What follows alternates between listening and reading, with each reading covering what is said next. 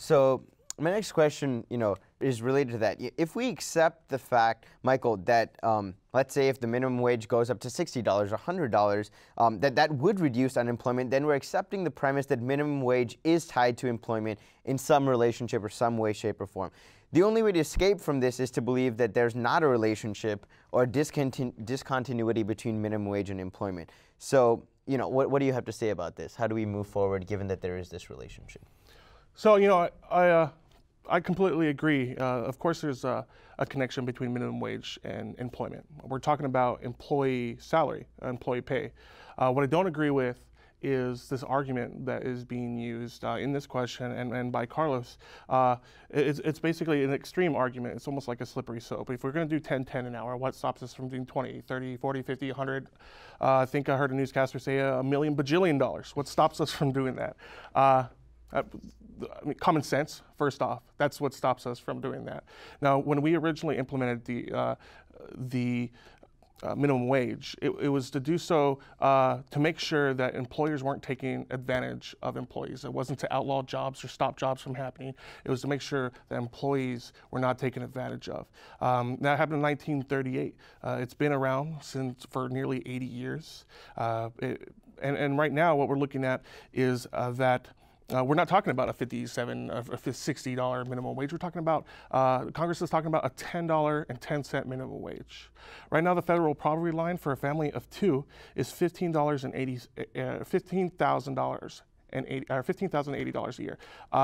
That's barely enough to live off. My mom was a single mother, family of three, me, my mom, my sister. The federal poverty line for a family of three is $19,790. On minimum wage right now, like I said, you can only make just over $15,000. That means you're $4,000 under the federal poverty level if you're a single mother with children. We can't just ignore this anymore. We have to do something about it. Raising the minimum wage, if not to $10.10, to at least $9.30, which would account for inflation at the 1981 standard, $9.30 an hour.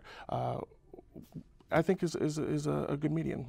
Okay, so then as whether it's $9.30 or $10.10, where exactly should we draw the line? Because the Wall Street Journal just released a report that said 40% of companies that do pay their employees by the minimum wage will see employment be dropped or cut if the minimum wage is raised to $10.10. So aside from forgetting about numbers like $20 or $30 or $100, even at $10.10, it seems like employment will drop. So what do we do about this when, how do we balance, employment being cut even at this low rate with the fact that people are not being able to earn enough money to, provide themselves a living wage? Yeah, and I think that last term is the key term there, living wage. What we should be looking at is how much does it cost to not live in poverty and to live a life that you have food every day, you have somewhere to live, you can get to and from work. That's what we should be looking at.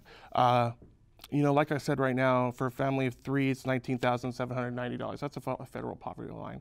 And we're not getting anywhere near that. Even if we raised it to, let's say, $10.10 an hour, that's going to give you a little over $21,000.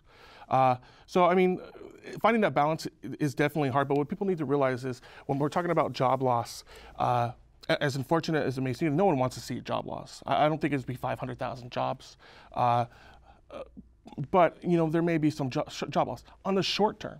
On the short term, there may be job loss. But if we raise the minimum wage for over 21 million Americans, what's going to happen is they're not going to save that money. They're on the poverty line. They're not going to save that money. They're going to put that money right back into the economy. They're going to be buying groceries. They're going to be buying products. And what happens is companies, local businesses, small businesses, large businesses, they're all going to see increase of products being bought, of services being bought. And in the long term, that's going to end up in them hiring more people.